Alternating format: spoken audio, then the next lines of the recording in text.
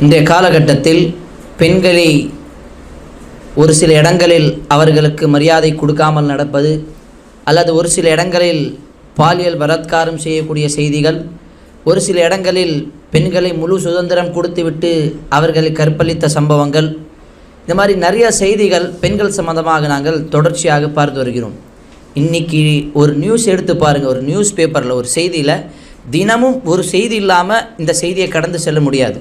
பெண்கள் பாலியல் கொடுமை, அல்லது பெண்கள் மீது கொடுமைகள், பெண்கள் மீது அநியாயம், கணவன் தன்னுடைய மனைவியை கொன்ற சம்பவம். இப்போ இந்த மாதிரி நிறைய சம்பவங்கள் பெண்களை பற்றி வரக்கூடிய சம்பவங்கள். அப்போ இதுக்கு இஸ்லாம் சொல்லக்கூடிய தீர்வு என்ன? பெண்களை பற்றி இஸ்லாம் என்ன சொல்லியிருக்கிறது? பெண்கள் அவர்கள் இந்த உலகத்தில் நன்மையாக விஷயத்திற்காக தான் வந்திருக்கிறார்களா, அல்லது அவர்களுடைய நோக்கமே ஒரு தவறான நோக்கம்தானா? அவர்களுடைய படைக்கப்பட்ட நோக்கம் என்ன? அது சம்மந்தமாக குர்ஆன் ஹதீஸில் இன்ஷா அல்லாஹ் இந்த குர்ஆனின் மூலமாக ஆதாரத்தோடு இன்ஷா அல்லாஹ் நம்ம பார்ப்போம். முதலாவது படைக்கப்பட்ட நோக்கத்தை பார்ப்போம். கண்ணியத்திற்குரியவர்களே, பெரியோர்களே, பெண்கள் படைக்கப்பட்ட நோக்கமே ஆண்களுடைய மன நிம்மதிக்காக தான், ஆண்களுடைய அமைதிக்காக தான். இதை யார் சொல்லுகின்றான்? தன்னுடைய கணவனுடைய நிம்மதிக்காக தான். இதை யார் சொல்லுகின்றான்? அல்லாஹ் சொல்லுகின்றான்.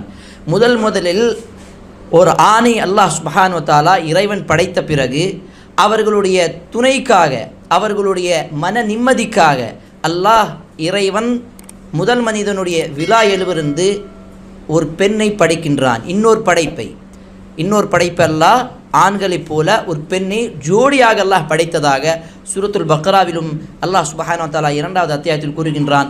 அதே போன்று நபிகள் நாயகம் ஸல்லல்லாஹு அலைஹி வஸல்லம் அவர்களும் கூறுகின்றார்கள். அல்லாஹ் சொல்லக்கூடிய வார்த்தை என்ன? வயது குல்னா யா ஆதம், ஆதமே உஸ்குன், நீங்கள் சக்கீனத், நீங்கள் ராஹத்தாக இருங்கள்.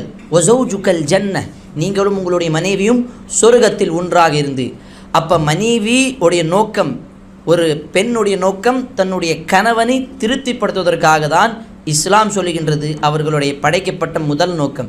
ஏனென்று சொன்னால் ஒரு 10 வருடம், 20 வருடம், 15 வருடம், அதற்கு பிறகு முழு வாழ்க்கை அவர்கள் தன்னுடைய கணவரோடு தான் கழிக்க வேண்டும். அந்த கணவருடைய ஒழுக்கத்தை பற்றி, அந்த கணவருக்கு செய்யக்கூடிய கடமைகளை பற்றி, அவர்களுக்கான உரிமைகளை பற்றி, அவர்களை எவ்வளவு மதிப்பும் மரியாதையும் கண்ணியமும் இஸ்லாம் சொல்லுகிறதோ இதையெல்லாம் பெண்களுக்கு அல்லாஹ் சுப்ஹானஹு வ தஆலா படைக்கப்பட்ட நோக்கத்தை சொல்லுகின்றான். அப்போ பெண்கள் படைக்கப்பட்ட நோக்கம் முதலாவது தன்னுடைய கணவன், ஆண்களுடைய மன நிம்மதிக்காக தான். ஆனால் இன்று அதை தவறாக எடுத்துக்கொண்டு ஒரு சாமான் போல, ஒரு பொருளை போல, ஒரு டிஷ்யூ பேப்பர் யூஸ் பண்ணி தூக்கி போடுறது போல ஒரு பெண்களை ஒரு சாதாரணமான உயிரில்லாத